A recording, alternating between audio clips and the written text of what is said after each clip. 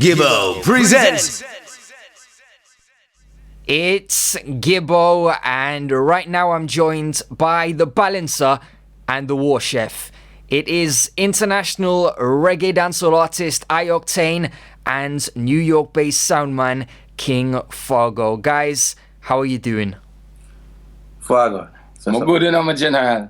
See, me there with the boss. You understand? I go and build. Yeah, give thanks to life. Happy New Year. Bless up to all of the fans that who tune in, you understand? I'm here with King Fargo, and my name is I-Octane alongside with Gibbo. You know? Yeah, bless and love. We're going to get into some detail about the Octane Cup Clash Tournament you're running shortly, but just before we do, tell me, how long have you known each other for, and when did you first meet? Yeah, Gibbo, if I tell you the truth, you know, so yesterday I know him. I'm just kidding. Fargo and Tech9 is like the first set of people who are really connected with when I just start to visit in the state. You understand? So you know, every artist have them own family and own friends them who, when them leave Jamaica, them come on in the US and form them own team.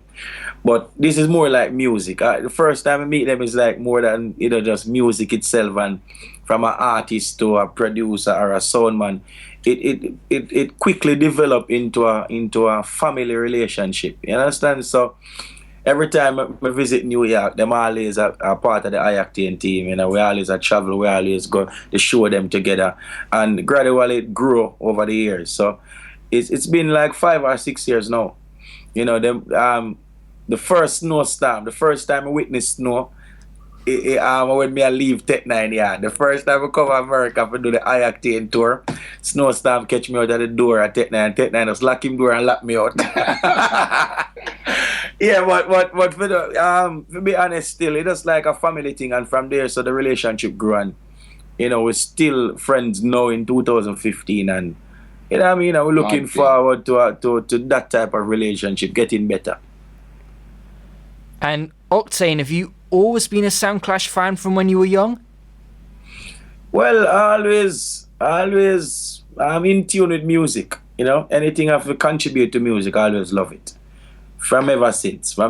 School days, you know what I mean, always fascinated and intrigued about music itself and competition and, you know, all of them things. The sound, I always... The reason why I do so much dub and foundation reading, because from school days I've been singing and answer, punani rhythm, you know, some scary rhythm from school days, while the rest of young artists them would have said, yo, them rhythm they too whole, you know? Yeah. So I always love them things there. So them things that seems like it embedded in me from then till now. Obviously, you have to stay neutral these days as you cut dubs for sounds all around the world, but did you have a favourite sound growing up? Well, where I'm from Clarendon, so Bodyguard was like, you know, the hometown sound. Yeah. You know what I mean? So Bodyguard was definitely my favorite hometown sound. But out of that, you know, you have Stone Love, you have, you know, them time they have Ricky Chupa, Jaro, you know, you have Black Cat, you know what I mean? You have Wallip and you have overseas sound. What is sound the Mataran usually play for name again? Artiste. You know what I mean? LP. You know, you have all of them foundation sound that when them sound they fly down for some big show, like some big show is to keep a Portmore on the beach, you know.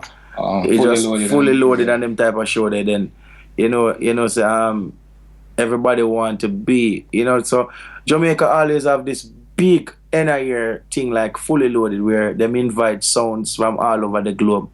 And you don't need an artist to fill the venue. The sounds them alone, and people anticipate the sound clash and who are gonna win.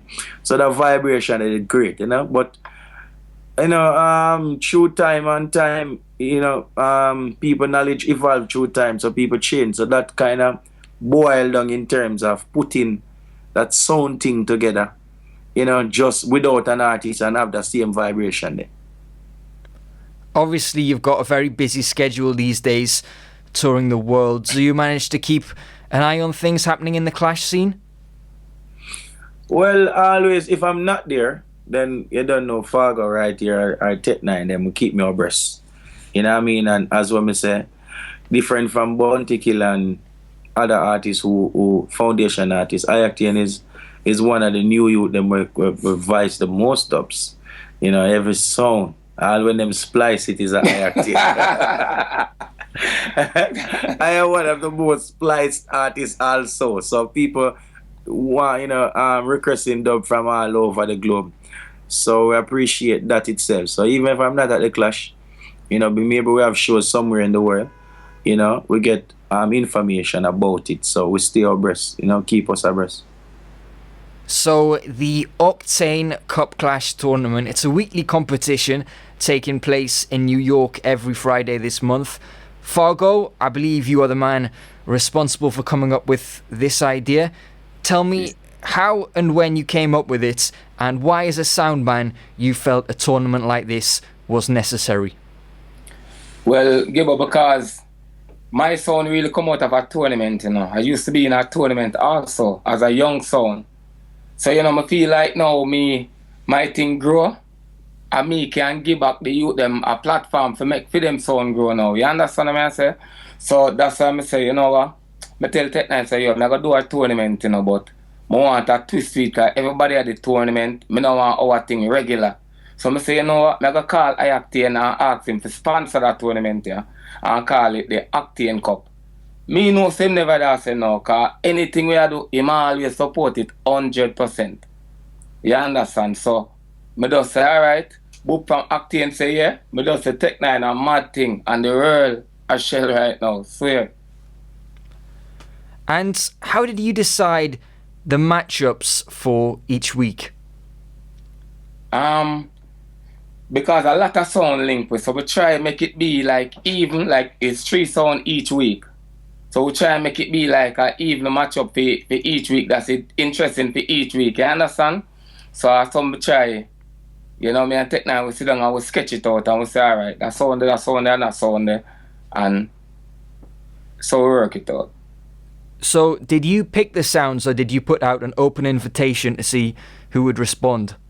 Yeah, open invitation. Especially when them see I-Octane, them I get I-Octane dubplate, Lord God. Someone link me from all boat, all children, I say, Fargo, me buy me ticket. I swear. Octane, speaking from an artist perspective, how important is it to you that there's a healthy clash scene? Presumably, the more clashes there are, the more dubs you voice, and the more money you make and the more exposure you get? Well, for me, it's not from a money perspective, or exposure perspective. It's more like giving back.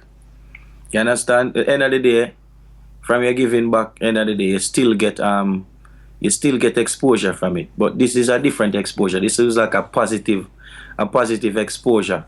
That is very, very imperative to an artist's career. You know what I mean? So it's not basically. It's not about the money for me per se. It's more like showing that people who contribute out of just being a vocalist, like the I self who play reggae music and put songs together, you feel appreciated when an artist can give back in terms of just come out of his or her element to just give back to that community, that movement, because something is selectors and players of instrument and disc jocks and all of them people. It's very important to artist career, because without that, the artists them would just sing them song and it's staying at the studio. But oftentimes artists forget where them coming from and the importance of the business itself. You know what I mean? So it's just like out of the box thinking, and we have time to do it, so we just do it. And at the end of the day, it's just as good as the last investment. So this is a great one. Do you think some artists take the income they get from voicing dubs for granted and don't treat sounds fairly and give enough back to the clash scene? Well, I would say there's a disadvantage and an advantage situation. Because you have artists, it's both ways. You have artists who don't appreciate the music itself. It's more like a beneficial gain for them. Yeah, also. It's like a hustle for them because most of them don't know better. And then you have sound man too. That also is a beneficial game for them. So it's a equal, it's a disadvantage and an advantage situation for both ways. So I wouldn't just blame artists only. Because you have other sound man out there where exploit the business also. Them don't really love the business and contribute to the business. You know what I mean? So you have some sound man who doesn't know. So right now, I'm just playing the top 10 songs them. And I just want to forward, and the end of the day is them come out on top and say them take the show. But what about the person who start from 10 p.m. and build the vibe up to 4 a.m.? You understand? You know, so, and people don't look upon that. So the man who close the show, people might say, yeah man, I him play the top 10 song them and I him take the night. But the end of the day, we have to look upon the people them who contribute them long hours the before. So I wouldn't just blame it alone on artists. You know, so artist is guilty about that and soundman is also guilty about that. So that's why we look into the cracks and where we can contribute, because a clash of this kind, you know, never been done nowhere in the world of this kind, where artists step out and say, all right, I want to do something like this. First, you know what I mean? Right now, even more artists are trying to link with for do it too. You understand? Them say Octane push out, and other artists are linked with say, oh, they want to get involved in the thing also. Yeah, so something like this open other artists' perspective and them say, all right, the second season I want to headline the second season, and then maybe the third season you have different artists, you understand? So it's just like an opening gate for new ideas, you know? One often discussed topic among soundmen is the price of dubs. Octane, in your opinion, do some artists charge too much for dubs, or is it as simple as a case of supply and demand? If there's high demand for an artist's services, then obviously their price is going to be high. Yeah, basically. Just like that. Just like that. If you're going to a Benz company, you will pay more for a Benz than a Corolla. You understand? So basically, artists charge dub according to his or her status. Charge, you know, dub price according to his or her status. And as what I say, you have artists just sometimes they just think like an artist. You know what I mean? Because as what I say, you can't just blame the artist them alone, because enough time, like I myself, enough time I give dub sound, you know, like alright, me a voice dub and me voice a lot of dub, and a sound might come and him not have the right amount of money, and I say alright then, I already have sufficient money, alright, well, we'll give you a blind. And then them post it on the internet, yo, me get a I-Octane for $200, or me get a I-Octane for $300. So, and it kind of tamper with your business. You know, other people was like, yo, if you can get them money for that, the money there, are the same money me want, but you're doing them a favor. That is not your car, that is not your price. But you're just doing them a favor and then blow it out of proportion and make it spin, give a negative impact on you. So artists always look on that and say, alright then, Nobody now get no blind. Yeah, so that's one set price. You know what I mean? So either you like it or you don't like it. But as I said, both ways. We have to fix both ways. You know? As a reggae or dancehall artist living in the world we do today, where record sales are declining and many people are no longer prepared to pay for music, would it be possible for you to make a good living without the income you receive from voicing dubs? Well, enough artists still survive. Can have enough artists with a highly dubbed. It's not a highly dubbed artist who live off of shows. You know, them have a lot of shows. Them have a lot of business where them gain over the years and contribute in other business. You know what I mean? So them gain from music and maybe enter into real estate, etc. Or them have endorsement deal from corporate companies across the globe. So you have other artists who gain differently, you know. I have other artists who is definitely a dubplate artist, you know. So you have other artists who them never voice 10 dubplate from them bus until now, but them is very, very known and people love them in terms of performance. So them get a lot of money to perform, lot of money to perform. So artists can survive, yes. Enough artists can survive. But my perspective is different still. We just want to just maximize in every era of the music itself.